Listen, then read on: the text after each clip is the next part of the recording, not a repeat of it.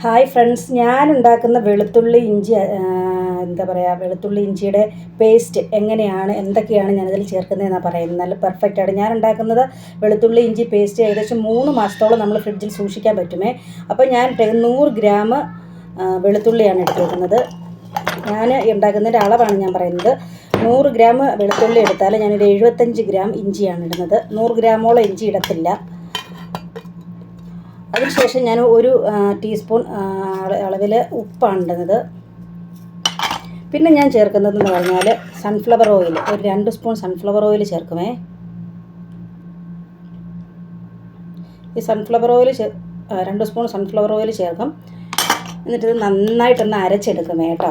അപ്പോൾ നല്ല പെർഫെക്റ്റായിട്ട് നമുക്ക് ഈ വെളുത്തുള്ളി ഇഞ്ചി പേസ്റ്റ് കിട്ടും കേട്ടോ. നമുക്കൊരു 3 മാസത്തോളം, ഞാൻ 3 മാസം ഗ്യാരണ്ടി പറയുന്നു, 3 മാസത്തോളം നമുക്ക് യൂസ് ചെയ്യാൻ പറ്റുമേ. അപ്പോൾ നമുക്കിത് അരച്ചെടുക്കാം. കണ്ടില്ലേ, നല്ല സൂപ്പറായിട്ട് ഞാൻ വെളുത്തുള്ളി ഇഞ്ചി പേസ്റ്റ് അരച്ചെടുത്തേക്കുന്നത്. ഇത് നമ്മൾ എത്ര നാൾ, ഏകദേശം ഒരു 3 മാസം കാലയളവാണ് ഞാൻ പറയുന്നത്. ഫ്രിഡ്ജിൽ സൂക്ഷിച്ചാൽ ഒരു കേടും വരത്തില്ല. പലരും പറയുന്ന കേൾക്കാം വെളുത്തുള്ളി ഇഞ്ചി പേസ്റ്റ് പൂത്തു പോകുന്നതൊക്കെ. പക്ഷേ ഇങ്ങനെ സൺഫ്ലവർ ഓയിലൊക്കെ ചേർത്ത് നമ്മൾ ഉണ്ടാക്കുന്ന വെളുത്തുള്ളി ഇഞ്ചി പേസ്റ്റ് ഒരിക്കലും കേടായി പോകത്തില്ല കേട്ടോ. 3 മാസത്തോളം ഞാൻ ഗ്യാരണ്ടി പറയുന്നു.